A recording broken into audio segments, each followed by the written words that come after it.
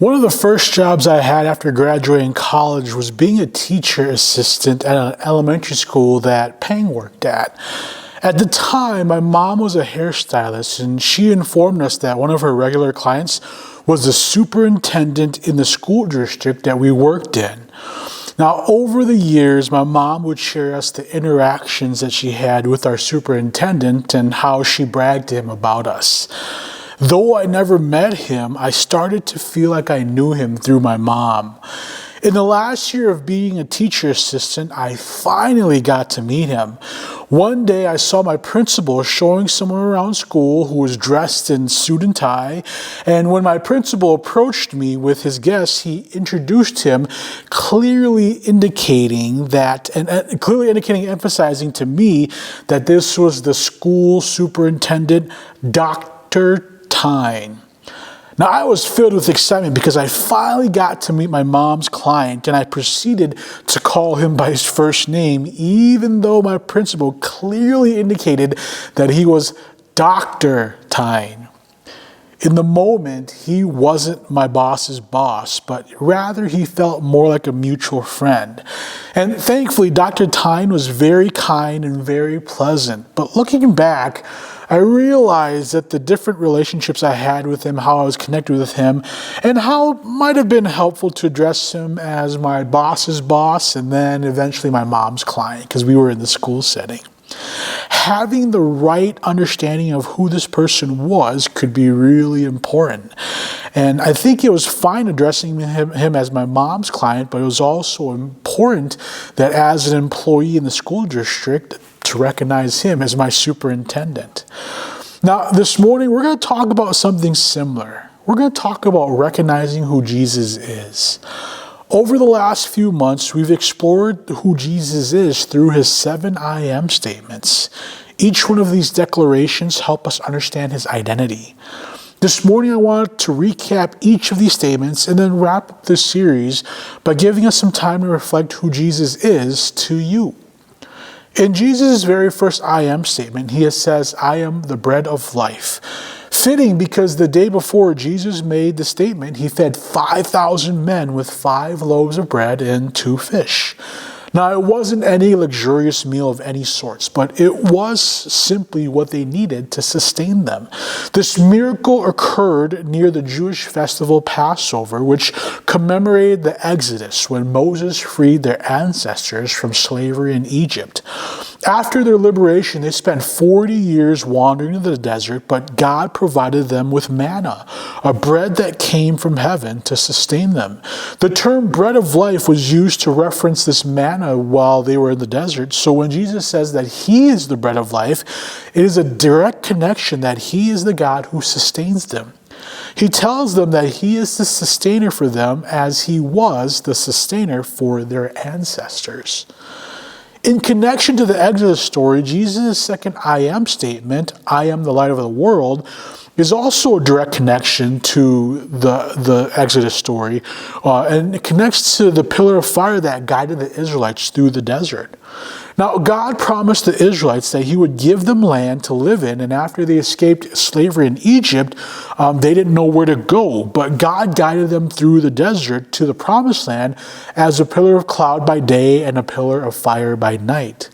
Similarly, when Jesus said that he is the light of the world, he is the guide who leads us from being lost in darkness into being found in his light.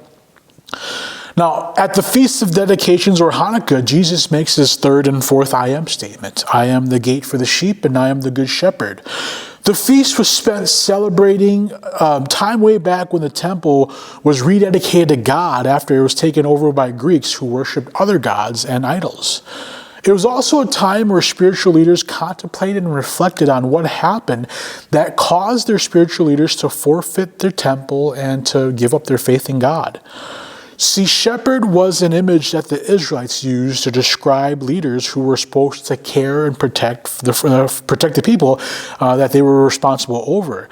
Shepherds protected their flock from danger and led them to safety, but many of Israel's leaders failed them. So when Jesus says that he is the gate for the sheep and that he is the good shepherd, he is telling us that he is the leader who cares for them and protects them. Jesus' fifth I am statement occurs when he visits his friends Mary and Martha. Their brother, who was also Jesus' good friend, Lazarus, passed away, but even in the midst of their grief and hopelessness, Jesus reminds them that he is the source of hope because he is the life giver. Physical and spiritual death separates us from the ones we love. It separates us from Jesus. But Jesus promises physical and spiritual life so that we are never apart from him. This I am statement tells us that Jesus is the life giver so that we can always be with each other. In the last evening of Jesus' life, he offers the final two I am statements to his disciples. First, he declares that he is the way and the truth and the life. Jesus is the only path to God. You see, God is so holy that the only way we can be in God's presence is to be holy too, but we can't do that by ourselves. Holiness is something we can't achieve by our own means, only Jesus. So Jesus lived a life that reflected all of God's truth. In doing so, it made him right with God, which gave him life even after death, after he was crucified. We can trust that Jesus is the path to God because he is right with God, and he grants us the status of being right with God if we believe in him. Lastly, Jesus says, I am the true vine. The vine is the source of life for any branches that are attached to it. If the branches are disconnected from the vine, they will eventually die. Jesus, being the vine, is the source of life for us. And when we are connected to the vine, we produce fruit. We give off life. You see, apple trees produce apples, and apples contain seeds that allow them to become apple trees one day. Producing fruit simply means that we resemble the source of life we're connected to. That being connected to Jesus, who is the vine, means that we bear fruit. That means that we resemble Jesus more and more as long as we stay connected to him. Being more like Jesus doesn't depend on us, but it depends on being connected to Jesus. He is the source of life for you and for me. Jesus says a lot of things about who he is, but these 7 I am statements are some of the clearest and most concise things about him. And while all these things that Jesus says about himself are true and important, Jesus also invites us to tell him who we think he is. He can tell you who he is, and I can tell you who he is, but the ultimate question is, who is Jesus to you? How do you understand Jesus? How do you make sense of who he is based on what the Bible tells us? In Matthew chapter 16, verse 13 to 20, Jesus is with his disciples and asks 2 questions. Who do people say that the Son of Man is? And who do you say that I am? In this passage, Jesus wants to see what his disciples understand of him. Now, up to this point of Matthew chapter 16, Jesus has preached, he's healed the sick, he's calmed the storm, he's delivered the demon-possessed, he's raised the dead back to life, he sent his 12 disciples to minister, he's miraculously fed 5,000 men, and then he's also miraculously fed another 4,000 men, and he's walked on water. And all of these things point to him being the Son of God, but others believed him to be someone else. Some saw him to simply be a good spiritual leader. Others thought he was like the Old Testament prophets. Some considered him to be demon-possessed because he did all of these wonders and these miracles. So Jesus gathers with his disciples here and asks them a very important question. In the midst of everyone saying who Jesus is, who do you say I am? This morning, I want to invite us to pause and reflect on this. Who is Jesus to you? We've spent time discovering who Jesus is in the last 2 months studying these 7 I am statements. But more importantly, who is Jesus to you? In a little bit here, I want to invite you to think about it. You can even write about it, jot a few notes, or type it up in a note-taking app that you may have.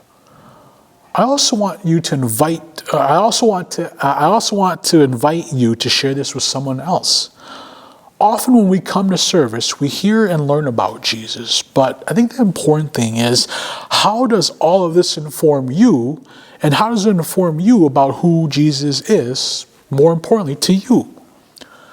And so go and take a minute, pull up your phone or grab the pen in front of you, grab the card in front of you, and I want you to consider a few of these questions. And I'll leave them up so that you can see them on screen. These are some questions that I want you to consider. Who is Jesus to you?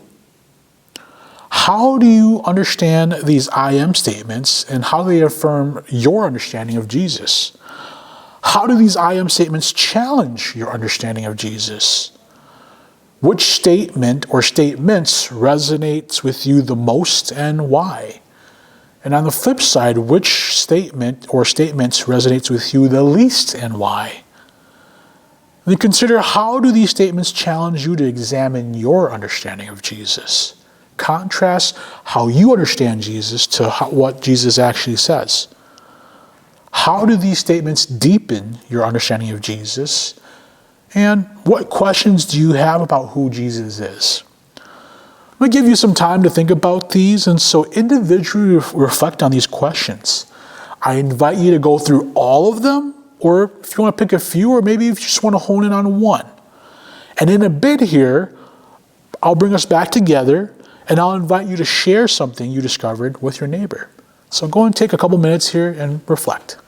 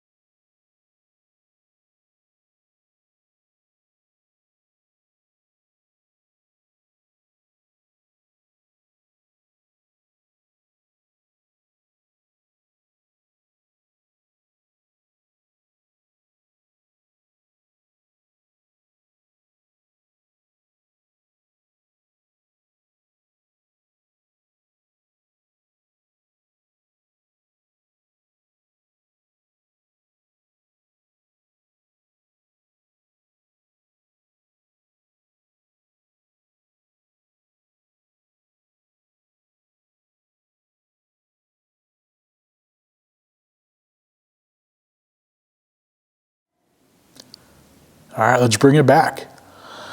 Thanks for doing that. I'm going to give you a couple minutes here, and I'd like you to turn to someone around you. Could be a group of, could be you and another person, or you and a couple people around you. And in the next few minutes here, I want you to turn to someone around you and share, not everything, but share something that you discovered. Maybe something that was profound that you discovered. And so go and take the next few minutes here, share with the person next to you something that you discovered, and I'll corral us back together to continue talking about who Jesus is to you. So go ahead and share with the neighbors around you.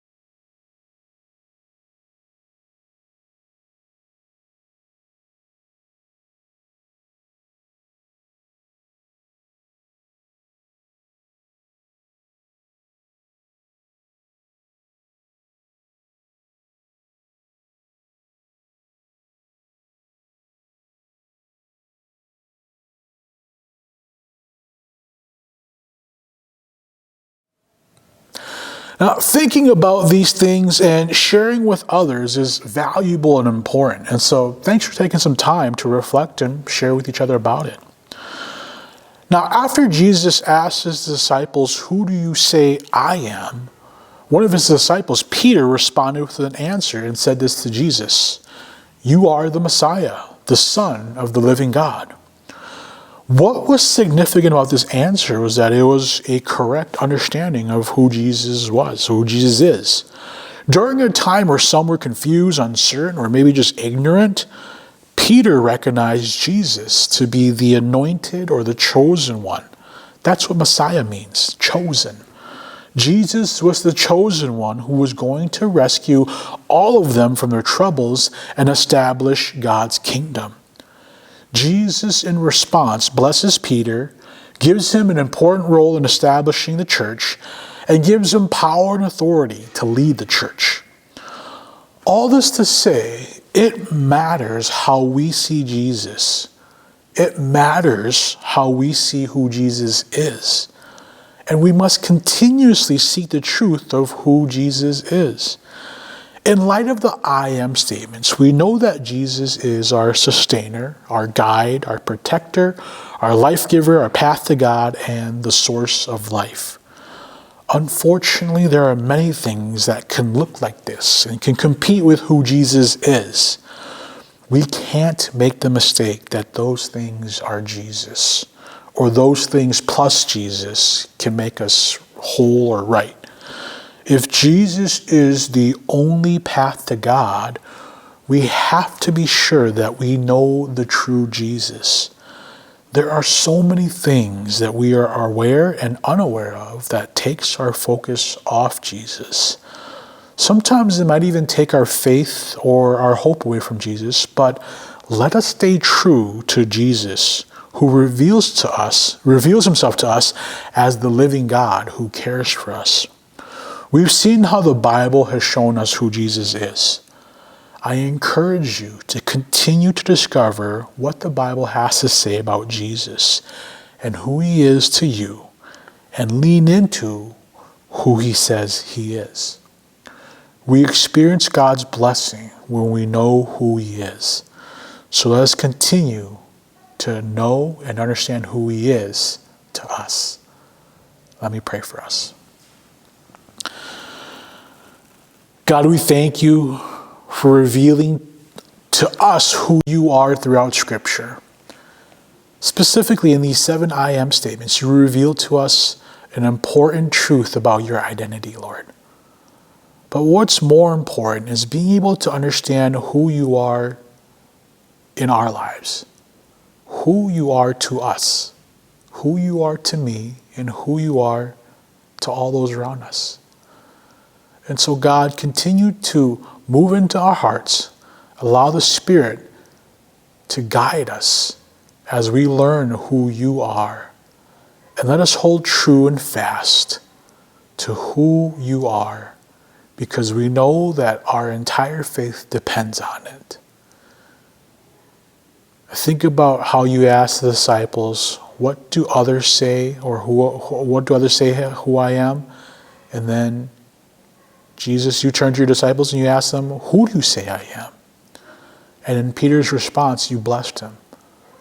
And so I trust, Jesus, that in rightfully understanding who you are, that you bless us with all your promises.